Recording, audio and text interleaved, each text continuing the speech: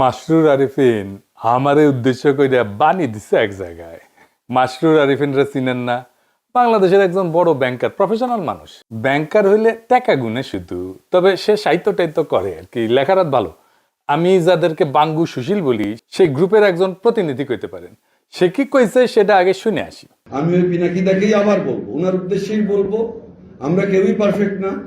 We are very much একই মানুষ, ন্যায় বিচারের পক্ষে আজকে দাঁড়াই, একই মানুষ আর এক সিজনে চুপ থাকি, একই মানুষ সকালে ভালো, একই মানুষ বিকালে খারাপ। আমরা কেউই পারফেক্ট না। কোনো প্রথম আলো, কোনো মাসরুর আরিফিন, কোনো ডেইলি স্টার কেউই পারফেক্ট না। বাট তার জবাব এইটা হতে পারে না, আমাদের কোনো ইমপারফেকশন থাকলেও সেটা ডিরেক্টলি আলোচনার মাধ্যমে মোকাবিলা করা উচিত। এটা কোন ধরনের দেশ যে এখানে জ্বালিয়ে পুড়িয়ে দিয়ে তার মোকাবিলা হবে? আমার ওইটাই একটা কথা, যে যে আমরা উচিত একটা টলারেন্ট সোসাইটি তৈরি করা, যে সোসাইটিতে ইউ আর স্টিল রেসপেক্টেড।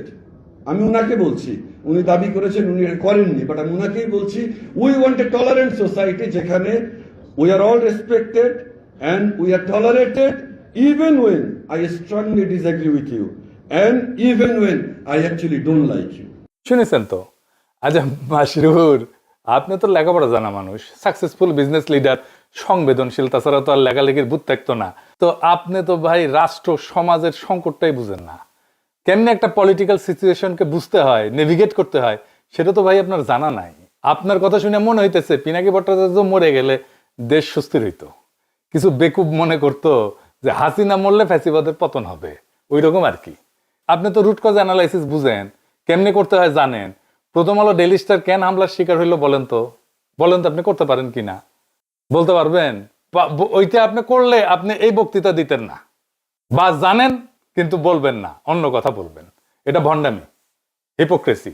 আমি আজকে আপনারা দেখাই দিব কেন এটা হইল। মাহবুজা নাম দেখতে পায় না, তার অপরাধটা কি? এইভাবে সর্বপ্রথমবারের মতন প্রথম আলো ডেইলি স্টার অফিসে আগুন জ্বালালো কেন? কেন? আমরা কি অপরাধ করলাম? হাসিনাও দেখতে পায় না, তার অপরাধটা কি? অন্যভাবে দেশবাসীর কাছে আমি বিচার চাই, কি অপরাধটা কি করেছি। কিন্তু আপনি যদি প্রবলেমটা আসলে ফিক্স করতে চান, তাইলে আপনাকে রুট কজ অ্যানালাইসিস করে একটা সলিউশন, সমাধানের রাস্তা বাইর করতে হবে। আপনি যেহেতু ইন্টেলিজেন্ট, বেকুব এবং মাথা মোটা না, আপনার যেহেতু পার্সোনাল স্টেক নাই এই ঘটনায়, আমার আলোচনাটা মন দিয়ে শোনেন, তারপরে পাইলে বেকুব গুলোরে বুঝেন। আমারে বুঝানোর দরকার নেই আপনার। আমি রাষ্ট্রটারে ঠিক করতে চাই এবং আমি জানি কেমনে ঠিক করা যায়। আমি রাষ্ট্রটা ভাঙতে চাই না, শক্তিশালী করতে চাই, দুর্বল করতে চাই না। যারা মানব বন্ধন করতেছেন, প্রতিবাদ করতেছেন, রাষ্ট্রটা আপনাদের হাতেই ছিল, এখন আপনাদের হাতেই আছে। তা আপনারা তো এই রাষ্ট্র বানাইছেন, না বুঝেছেন রাষ্ট্র, না বুঝেছেন জনমানুষ সার্বভৌম ইচ্ছা, না বুঝেছেন রাষ্ট্রের মধ্যে থাকা কন্ট্রাডিকশন গুলা। আপনারা তো সত্যিকার অর্থে রাষ্ট্র বানানোর চেষ্টায় নাই। কারণ আপনারা কেউ, আমি দায়িত্ব নিয়ে বলতেছি, কেউ না, যারা এলিট আছেন রাষ্ট্রটা বুঝেন না। কিছু মনে করেন না, এটাই সত্য। আসেন আজকে একটা একটা করে বুঝাই দিই, এই বিষয়ে কিছু জিনিস বুঝাই দিই। আমি আশা করি ছাত্রদের, তরুণদের, রাজনৈতিক দলের নেতারাও শুনবে আর বুঝার চেষ্টা করবে, আর আমার দর্শকেরা তো বুঝবেনি। আসেন আল্লাহর নামে শুরু করি। প্রথম আলো ডেইলি স্টারের অপরাধটা কি সেটা আমরা শহীদ হাদির বক্তব্য শুই না, তারপরে আলাপে ঢুকবো। আগে শোনেন হাদির বক্তব্য। প্রথম আলো কথাটা বলা খুব ক্রাইসিস আমাদের জন্য। এরপর এটুকুন বলি, দেখেন আমরা অনেকে প্রথম আলোকে শুধু একটা পত্রিকা মনে করি, এইটা আমাদের দেখবার ভুল। প্রথম আলো হলো বাংলাদেশে এমন একটি প্রতিষ্ঠান, এমন একটি এজেন্সি, যে একটা প্যারালাল রাষ্ট্র। আবার বলছি, প্রথম আলো একটা প্যারালাল রাষ্ট্র। এই কারণে একটা রাষ্ট্রের যেরকম অনেকগুলো উইং থাকে, যে উইং গুলো তাকে ফাংশন করে, প্রথম আলোর এমন কোনো উইং নাই যে উইং সে মেনটেন করে না। পত্রিকা এটা তার একটা ভার্সন, কিন্তু আপনি দেখেন না, এই পুরো গত 15-17 বছরে ফ্যাসিবাদের বয়ান নির্মাণে সব থেকে যে ন্যারেটিভ নির্মাণে যে সাহায্য করেছে এলিট ওয়েতে, সেটা প্রথম আলো। 101টা প্রমাণ দিতে পারবো সামনে বসে, এখন আমাকে সময় দিলে একদম তার কোটা আমার ফোনে আছে, আমার ফোনে সব, যে সে কি রিপোর্ট করেছে সবগুলো আছে। কিন্তু আপনি ভাবেন, হওয়ার কথা ছিল কি, এখন তো সে ভয়ে থাকার কথা, অ্যাটলিস্ট সে তার এই যে ফ্যাসিবাদের সে আপনি ভাবেন, তারা খালেদা জিয়াকে নিয়ে নিউজ করেছে। এই আজকেও দেখলাম যে বসুন্ধরার কাছে খালেদা জিয়ার কনসেন্ট নিয়ে 100 কোটি টাকা চেয়েছে তারেক রহমান, হেডলাইন। এখন এই যে বিএনপিকে ভিলেনাইজ করে তোলা, এইটা কি আসলে বিএনপি করেছে? অথবা বিএনপি এটার বিরুদ্ধে মামলা করেছে? মামলা কিন্তু করে নাই। এখন এরকম একটা তো কথা আমি আপনাকে শুধু কেন বললাম, আপনি প্রথম আলোকে বুঝতে হলে আমি অনেক আগে একটা টকশোতে একটা শব্দ ব্যবহার করেছিলাম, আজকে আবার বলি, এটা হলো প্রথম আলো সিনড্রোম। প্রথম আলো সিনড্রোম হলো, আপনি ভাবেন, সে সরকার পড়ে যাবার পরে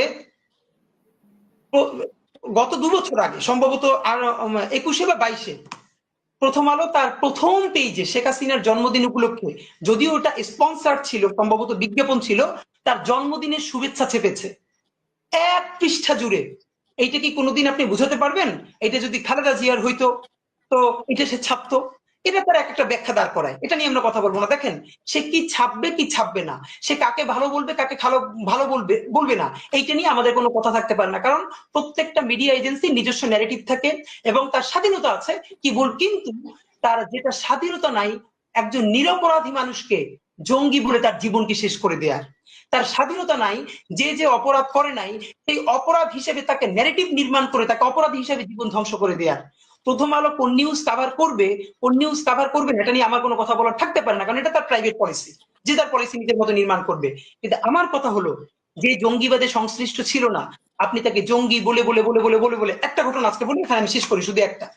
আমাকে গতকালকে শাপলা চত্বরে শহীদ হয়েছেন বুয়েটের শিক্ষার্থী রিহান, তাকে নিয়ে পরশু বুয়েটের সিএসসি ডিপার্টমেন্টে শোক সভা এবং দোয়া মাহফিল হয়েছে, সেখানে আমি ছিলাম। তার বোন এখন নর্থ সাউথের টিচার। আমাকে তার বোন গতকাল রাতে 2টো লিঙ্ক পাঠিয়েছেন প্রথম আলো। সেটা হলো 2013-তে শাপলা চত্বরে যে শহীদ রেহান মারা গেলেন, মানে শহীদ হলেন, তাকে হত্যা করা হলো, সেই সময় প্রথম আলো কি নিউজ করেছে সেই লিঙ্কটা। আর গতকালকে তার মা এবং তার বোন ইন্টারন্যাশনাল যে নতুন ট্রাইব্যুনাল গঠিত হয়েছে এই করার জন্য, সেখানে তারা নালিশ নিয়ে গেছে এইটার বিচারের জন্য, সেইটাও তারা নিউজ করেছে। দেখেন, রেহানের মা বলছে বক্তব্যে, যেটা সকল টিভিতে এসেছে, আমাদের কাছেও আছে, রেহানের মা বলছে, আমার ছেলে 5 তারিখের আগে যে আন্দোলন হয়েছে হেফাজতের, সেইটার প্রতি সংহতি জানাতে গিয়ে সে আগেও গিয়েছে, তাকে রামদা দিয়ে কোপ দেওয়া হয়েছে, সেই জখম হাত নিয়ে সে বুয়েটে এসেছে, তার বন্ধুরা বলেছে। 5 তারিখ এই জনতার আন্দোলনে অংশগ্রহণ করতে গিয়ে তারপরে সে আবার হত্যাকাণ্ডের শিকার হয়েছে। একবারও সে বলে নাই যে আমার ছেলে এই আন্দোলন দেখতে গিয়েছিল, সে অ্যাডভেঞ্চারাস ছিল, সে মারামারি দেখতে গিয়েছিল, তারপরে মারা গিয়েছিল। সে বলেছে আমার ছেলে এই আন্দোলনের প্রথম থেকে ছিল, তারপরে সে আবার আন্দোলনে গেছে এবং সে শহীদ হয়েছে। 2013 তারিখের 6 মে প্রথম আলো নিউজ করেছে, যেহেতু এটা বুয়েটের ব্যাপার, এটা যদি লেখে বুয়েটের কেউ আন্দোলনে শরিক হয় তাহলে খুবই এলিটপনা নষ্ট হয়ে যায়, সুশীলপনা শাহবাগীপনা। প্রথম আলো নিউজ করেছে, তার মা নাকি বলেছে যে আমার ছেলে খুবই অ্যাডভেঞ্চার প্রিয়, তাই সে সেখানে দেখতে গেছে যে ওখানে মারামারিটা কি হচ্ছে, এরপরে সে গুলি লেগে নিহত হয়েছে। অথচ রেহানের মা সেদিনও বলেছে আমার ছেলে অ্যাডভেঞ্চার প্রিয়, কিন্তু আমার ছেলে সেটা দেখতে চায় না, আমার ছেলে সে আন্দোলনে গেছে এবং সে শহীদ হয়েছে। আপনি ভাবেন, তাহলে সেই নেগেটিভ তার মায়ের বক্তব্য যে সে মিথ্যা প্রোট করেছে, সে কি সরি বলেছে, সে কি ক্ষমা চেয়েছে? শুনলেন তো, এই কম বয়সী ছেলেটা কি ক্ল্যারিটি নিয়ে, কি পরিচ্ছন্নতা নিয়ে, কি স্বচ্ছতা নিয়ে কথাগুলো বলতেছিল।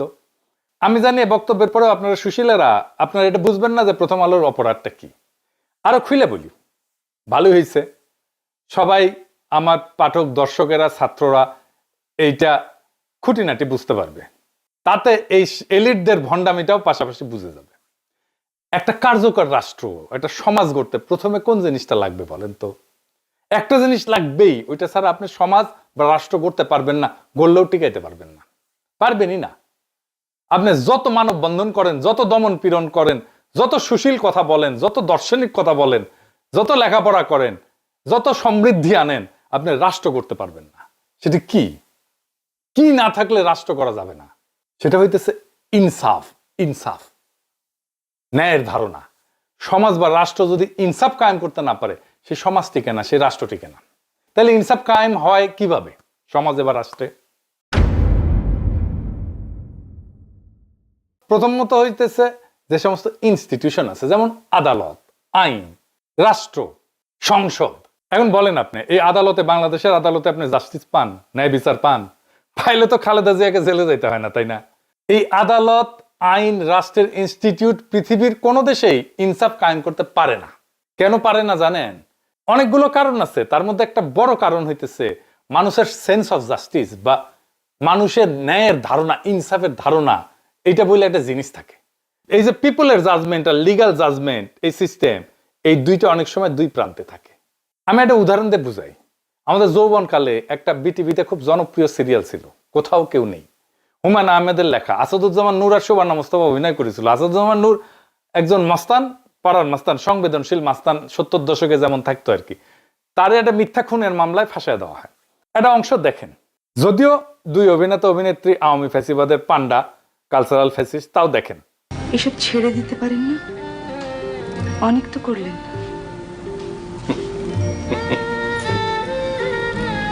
হাসছেন কেন? ছেড়ে দিতে ইচ্ছে করে,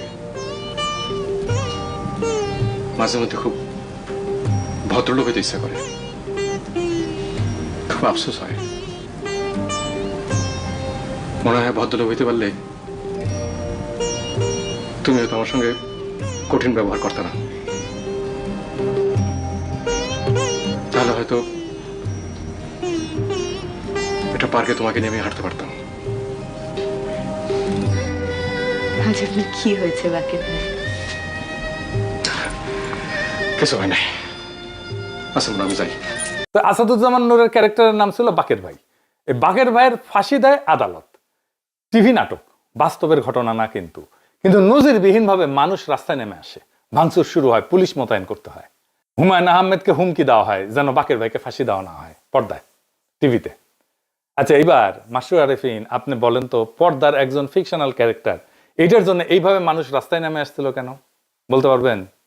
আমি জানি বলতে পারবেন না। বলবেন আবেগ টাবেগ ইত্যাদি মেলা কিছু, নস্টালজিয়া।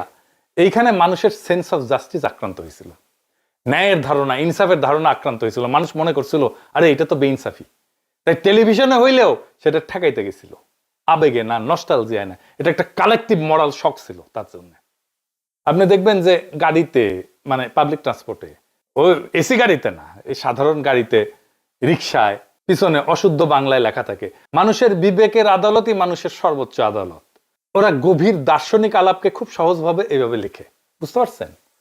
তো কেন আপনার ইনস্টিটিউশনাল আদালত, আইন, এই যে পিপলের জাস্টিস বা ন্যায়ের ধারণাকে রিফ্লেক্ট করতে পারে না, এটাকে ধারণ করতে পারে না? জানেন এটা কেন পারে না? এই জন্যই গান লিখতে হয়, বিচারপতি তোমার বিচার করবে যারা আজ জেগেছে সেই জন্য। গান গাওয়ার জন্য তো দিওয়ানা হয়ে যান আপনারা, কিন্তু গান কোন দার্শনিক জমিনে জন্ম নিয়েছে সেটার হদিশ কখনো রাখেন না। এটাই আফসোস। আসেন আমরা বুঝি যে কেন এই যে লিগ্যাল সিস্টেম, এইটা রিফ্লেক্ট করতে পারে না জনমানুষের ন্যায়ের ধারণাকে। প্রথম কারণ হইতেছে আইন তো পুরনো হয়ে যায়, তাই না? ধরেন শ্রম আইন 2006 সালে, বাংলাদেশের শ্রম আইন যেটা 2006, এটা প্রণীত হয় 2006 সালে। তারপরে 2013-তে একবার সংশোধন হয়, 2018-তে একবার সংশোধন হয়, 2023-এ একবার সংশোধন হয়। কারণ মানুষের সেন্স অফ জাস্টিস পরিবর্তিত হয়, মানুষের ন্যায়ের ধারণা পরিবর্তিত হয়। একটা বাস্তব উদাহরণ দিই। বাংলাদেশ স্বাধীন হওয়ার পরে 20 বছর পর্যন্ত তো আমাদের কারো কোনো সমস্যা হয় নাই এটা মাইনে নিতে যে নির্বাচিত সরকারি সংসদ নির্বাচন অনুষ্ঠিত করবে, সিটিং গভর্নমেন্ট। কিন্তু এখন আমরা কেউই মনে করি না যে নির্বাচিত সরকার, সিটিং গভর্নমেন্ট, এটা অবাধ নিরপেক্ষ নির্বাচন অনুষ্ঠিত করতে পারে। সেই জন্য আসলে তত্ত্বাবধায়ক সরকারের আইন, বুঝলেন তো? আমাদের ইনসাফের ধারণা, ন্যায়ের ধারণা পরিবর্তিত হয়ে গেছে। তাই আমাদের আইনি ব্যবস্থাকে মানুষের মধ্যে থাকা যে ইনসাফের ধারণা, এইটার কাছাকাছি নিয়ে আসতে হয় সবসময়। মানুষের ইনসাফের ধারণা পাল্টায়, বদলায়, আমাদের আইনি কাঠামোকে তার কাছাকাছি নিয়ে আসতে হয় ক্রমাগত। কিভাবে রাষ্ট্র এই কাজটা করে জটিল মনে হইতেছে না? জটিল মনে হবে না, সব চালায় বুঝে যাবেন। সব রাষ্ট্র না, কিছু রাষ্ট্র এই কাজটা করে, আইনি কাঠামোকে মানুষের ন্যায়ের ধারণার কাছাকাছি নিয়ে আসে। কিভাবে? 3 ভাবে করে। প্রথম ভাবে হচ্ছে সংসদে আইন বানায়। সংসদের একমাত্র কাজ হচ্ছে আইন বানানো, যেন মানুষের মধ্যে থাকা ইনসাফের ধারণা এই নতুন আইনের মধ্যে থাকে। আইন বানানো ছাড়া সংসদের আর কোনো কাজ নাই। এই জন্যই আমরা ভোটে নির্বাচিত সংসদ সদস্যকে দিয়ে আইন বানাই, আইনের পিএইচডিকে দিয়ে আইন বানাই না। বোঝা গেল? মানে সংসদ এটা খুবই গুরুত্বপূর্ণ প্রতিষ্ঠান সমাজে ইনসাফ কায়েম রাখার জন্য। কিন্তু এই নির্বাচনে দেখেন কি বলতেছে সবাই। বিএনপি বলতেছে এই দেব, ওই দেব, সেই দেব, ফ্যামিলি কার্ড দেবো, রাস্তা বানাই দেবো, কালভার্ট বানাবো, চাকরি দেবো। কিন্তু মূল যে কাজ, সমাজে ইনসাফ কায়েম করবো, এটা ধারে কাজ দেওয়া যায় না কেউ।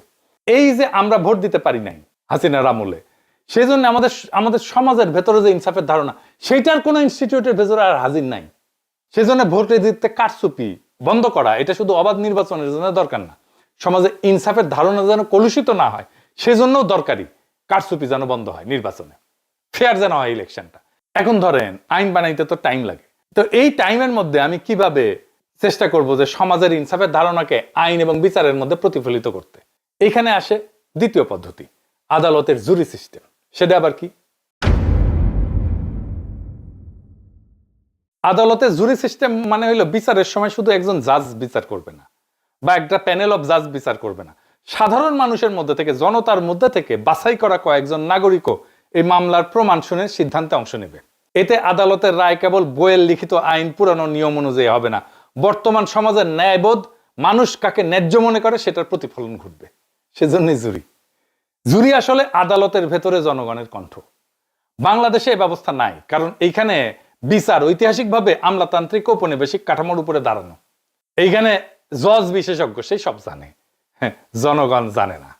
এর ফলে অনেক সময় আদালতের রায় আইনসম্মত হয় হইলেও মানুষ নৈতিকভাবে তার ন্যায্য মনে করে না। তখন জনগণের সেন্স অফ জাস্টিস আদালতের ভেতরে জায়গা না পেয়ে বাইরের রাস্তায়, আন্দোলনে, ক্ষোভে, সহিংসতায় বেড়ায় আসে। আদালতে জুরি না থাকায় মানুষের যে বিচারবোধ, ন্যায়বোধ, সেটা আদালতের দরজার বাইরে পড়ে থাকে।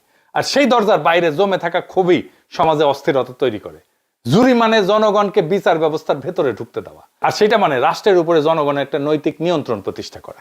তো এটা তো নাই বাংলাদেশে জুরি সিস্টেম।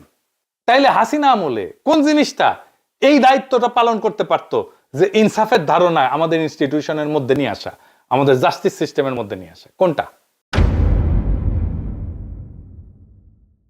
সেটা হইতেছে মিডিয়া। হাসিনা ওইগুলোকে সিস্টেমেটিক্যালি বন্ধ করে দিচ্ছে, আমার দেশ বন্ধ করে দিচ্ছে, দিগন্ত টিভি বন্ধ করে দিচ্ছে।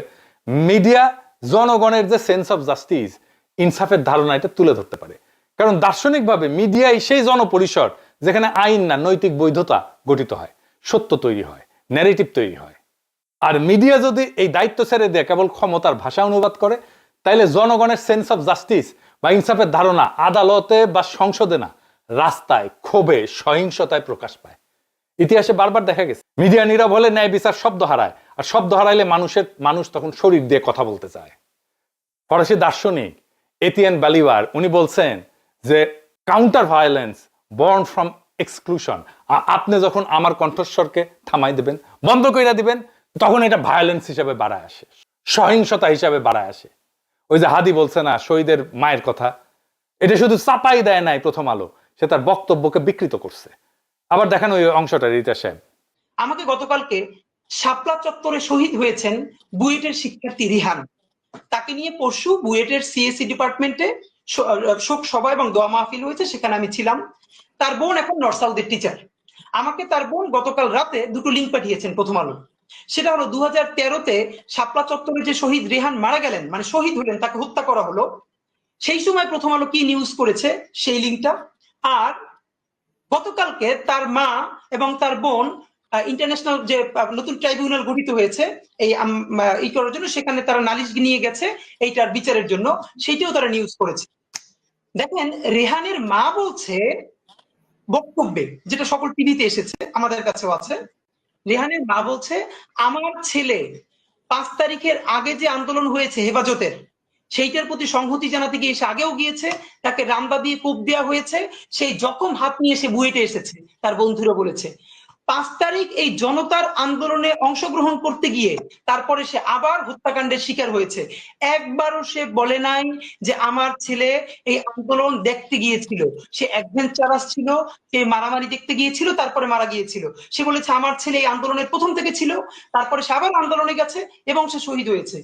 2013 তারিখের 6 মে প্রথম আলো নিউজ করেছে, যেহেতু এটা বুয়েটের ব্যাপার, এটা যদি লেখে বুয়েটের কেউ আন্দোলনে শরিক হয় তাহলে খুবই এলিটপনা নষ্ট হয়ে যায়, সুশীলপনা, শাহবাগীপনা। প্রথম আলো নিউজ করেছে তার মা নাকি বলেছে যে আমার ছেলে খুবই অ্যাডভেঞ্চার প্রিয়, তাই সে সেখানে দেখতে গেছে যে ওখানে মারামারিটা কি হচ্ছে, এরপরে সে গুলি লেগে নিহত হয়েছে। অথচ রেহানের মা সেদিনও বলেছে আমার ছেলে অ্যাডভেঞ্চার প্রিয়, কিন্তু আমার ছেলে সেটা দেখতে চায় না, আমার ছেলে সে আন্দোলনে গেছে এবং সে শহীদ হয়েছে। আপনি ভাবেন তাহলে সেই নেগেটিভ তার মায়ের বক্তব্য যে সে মিথ্যা রিপোর্ট করেছে, সে কি সরি বলেছে, সে কি ক্ষমা চেয়েছে? শুধু কি তাই, আমরা হাদির কাছ থেকে শুনি যারা হাসিনার ফ্যাসিবাদের বৈধতা তৈরি করছিল তাদের প্রথম আলো কিভাবে রক্ষা করতে আসছিল। দেখেন, ইসলামী ব্যাংক দখলের ন্যারেটিভ কে নির্মাণ করেছে জঙ্গি ব্যাংকিং বলে, যে জঙ্গি অর্থায়ন হয় ইসলামী ব্যাংক থেকে, তা আওয়ামী লীগ তো তারপর গত আরো 10 বছর ক্ষমতায় ছিল, তারপরও তো এর মধ্যে ইসলামী ব্যাংক কয় জায়গায় জঙ্গি অর্থায়ন করছে তার তো প্রমাণ নিশ্চয়ই তার কাছে থাকার কথা। যেহেতু নাই, তাইলে আপনি আবুল বারাকাতের কোনো বিচার করছেন যে সে এই যে যুগলবন্দি কলাম লেখা লেখা ইসলামী ব্যাংকে ধ্বংস করতে দিল? কই, বরং কি হইল, আবুল বারাকাতের আমলে কি সুশীল, অথচ তার সময় কত টাকা জনতা ব্যাংক থেকে বেহাত হয়েছে আওয়ামী লীগের কাছে। আপনি যখন ঘৃণা ভরে তার বিরুদ্ধে মামলা করবেন কেন? যদি হাসিনা প্রধানমন্ত্রী থাকার কারণে হাসিনার র্যাবের প্রধান গুলি করে মানুষ মারলে তার যদি দায়ভার হাসিনার উপর যায়, তাহলে জনতা ব্যাংকের চেয়ারম্যান থাকার পর জনতা ব্যাংক থেকে যে হাজার হাজার কোটি টাকা পাচার হয়েছে তার দায় আবুল বারাকাতের উপরে যাবে না? না, সেটা আবার যাবে না। এই হলো বঙ্গবুদ্ধিজীবিতা। বরং তারে যখন সেইটার জন্য অ্যারেস্ট করা হবে তখন প্রথম আলোতে যুগলবন্দি কলম আসবে, আমরা একজন শিক্ষকের এইরকম অবমাননা দেখতে চাই না। অথচ এই শিক্ষক অর্থ পাচারকারী শুধু না, ব্যাংক লুটেরাদের ন্যারেটিভ নির্মাণ করছে। এরকম তো 50 জনের নাম বলতে পারবো, তাদের ব্যাপারে আমাদের ডকুমেন্টেশন কই? তো বাংলাদেশের জনগণের ভোটের অধিকার নাই, কথা বলার অধিকার নাই, জুরি সিস্টেম নাই, কিন্তু মিডিয়া সেই ফাংশনটা নিতে পারতো, নেয় নাই। শুধু যে নেয় নাই তাই না, তারা ফ্যাসিবাদের পক্ষে দাঁড়াইছে। হাসিনার বিরোধী মত দমনের অন্যতম হাতিয়ার জঙ্গি ন্যারেটিভ, এটা কারা বানাইছে? প্রথম আলো বানাইছে। কত নিরীহ মানুষকে ক্রস ফায়ারে দিছে, আয়না ঘরে নিছে, বাড়ির মধ্যে ঢুকাই বাইরে থেকে সিটকানি লাগাই দিয়ে উড়াই দিছে বাড়ি বোমা দিয়ে। কোনো হিসাব আছে? কত মানুষ এমন আর্টিকেল ছাপাইছে যে একজন রিলিজিয়াস মুসলিম যে প্র্যাকটিসের মধ্যে দিয়া, জীবন চর্চার মধ্যে দিয়া যায়, সেটারে জঙ্গি বলে তকমা দিছে। আপনার সন্তান জঙ্গি হচ্ছে না তো? পরে দেখেন, আপনি দেখবেন একজন রিলিজিয়াস মুসলিম যা যা প্র্যাকটিস করে সেটাকে জঙ্গি হিসেবে ট্যাগ দিছে এখানে। সাহেব দেখেন, জঙ্গি হিসেবে তাদের কত কত কতগুলো লেখা লিখছে, কত দেখেন, একটার পর একটা দেখান।